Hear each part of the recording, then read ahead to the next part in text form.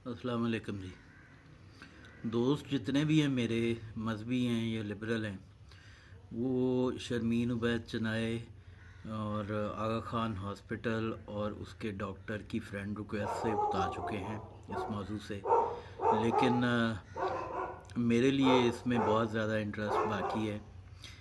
In fact मेरे लिए ये एक केस स्टडी है हमारे हिपोक्रेटिकल एटीट्यूड्स की, जो दोनों तरफ पाए जाते हैं। कल एक सादा सा सवाल किया था, दोस्तों से पूछा था कि अगर ये जो कोड ऑफ एथिक्स है ये सऊदी अरब या ब्रिटिश जनरल मेडिकल काउंसिल की बजाय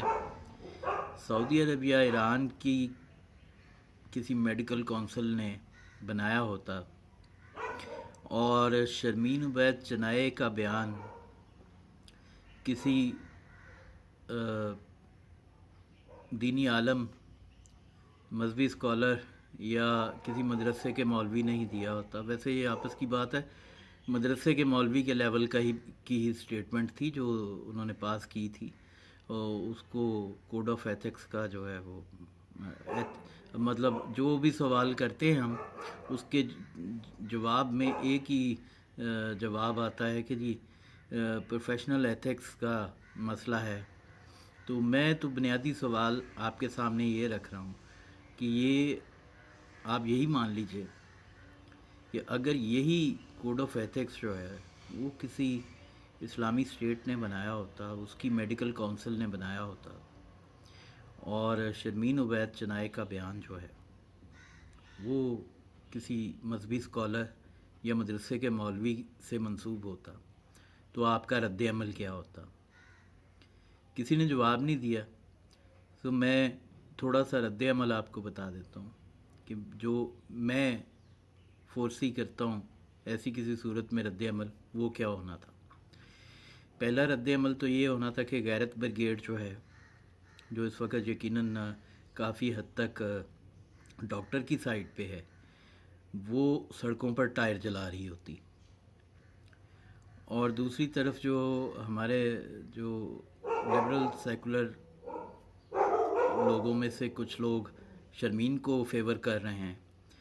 वो उनका मजाक उड़ा रहे होते, बल्कि 100% ही उड़ा रहे होते, क्योंकि अभी भी कुछ उसके इस एक्ट के ख़िलाफ़ हैं अमल के, और कुछ उसके हक़ में यही हर सवाल पे यही दलील दे रहे हैं कि जी प्रोफेशनली ऐसा ठीक नहीं था। तो वो यकीनन यही कर रहे होते कि वो मजाक उड़ा रहे होते उन मजहबी रियासतों का, ईरान का मजाक उड़ा रहे होते, सऊदी अरेबिया का मजाक उड़ा रहे होते। लो जी नया कानून पास कर दिया शरीयत ने, जी मजहबी लोगों ने, मजहबी रियासत ने नया कानून पास कर दिया है कि जी फ्रेंड रिक्वेस्ट भेजने के ऊपर जो है वो हरासमेंट जो है वो होती है। तो यकीनन ये बहुत उनकी तंग नज़री पे मजाक उड़ाया जाता बहुत ज़्यादा दूसरी तरफ। तो